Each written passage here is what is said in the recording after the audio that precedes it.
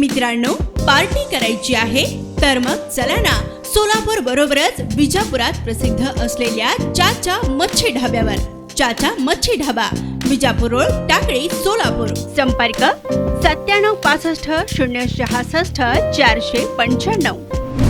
मी गेल्या 25 वर्षापासून प्रभाग क्रमांक 3 मध्येच उभारलेला आहे. प्रभाग क्रमांक 3 मध्येच निवडून आलेला आहे.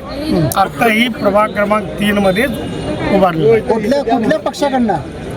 मी तसं तर फार जुना भारतीय जनता पार्टीचा कार्यकर्ता आहे, पण अलीकडच्या काळात लोकप्रतिनिधींनी सच्चा कार्यकर्त्याला उमेदवारी देण्यापेक्षा लुच्चा कार्यकर्त्याला द्यालेत. स्वतः लोक म्हणत असतात की बाबा आम्ही निष्ठावंत आहे, आम्ही ते आहे हे आहे. त्यांना उमेदवारी कोणाला दिलेत, काय काय केलेत, काय काय आर्थिक व्यवहार केलेत, हे सर्व बाहेर पडतं आहे. थोड्या दिवसात सर्व कळतं आहे. ज्या जुन्या लोकांना न्याय पक्षाने दिलं नाही ते आता उघडं करण्यात येईल. सभागृहामध्ये एक अभ्यासू नगरसेवक म्हणून, एक माजी सभागृह नेता म्हणून आपण काळ गाजवलेला आहे. अजूनही खूप गोष्टीवर आपले भाष्य नेहमी असते. काय सांगाल, कशामुळे आपलं तिकीट कट झालं किंवा काय तुम्हाला शिंदे सेनेमध्ये जावं लागलं? मला भारतीय जनता पार्टीचे आमचे प्रदेशाध्यक्ष रवींद्रजी चव्हाण साहेब, आमचे मुख्यमंत्री देवेंद्रजी फडणवीस साहेब किंवा सोलापूरचे आमचे अध्यक्ष वगैरे आम्हाला माझं उमेदवारी कट केलेलं नाही. राजकारण करून मी अभ्यासू नगरसेवक या ठिकाणी येऊ नये, उद्या भविष्यात मी आमदार होऊ नये या दृष्टिकोनातून ज्यावेळी मला विष घालण्यात आलं, त्यामुळं आता मला 6वा टर्म आहे.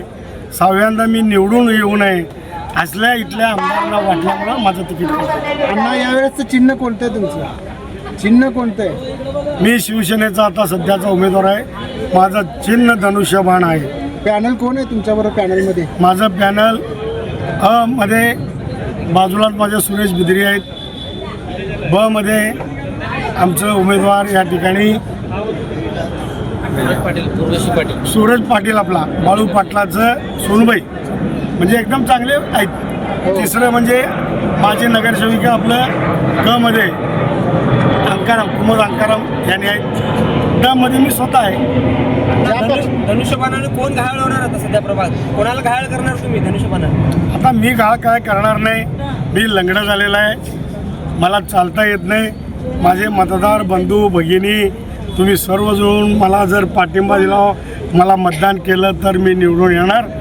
ज्याने कोणी मला विष घातला असेल त्याला एकदा पाडण्यासाठी मला संधी द्यावं, हीच मी देवाचरणी प्रार्थना करणार.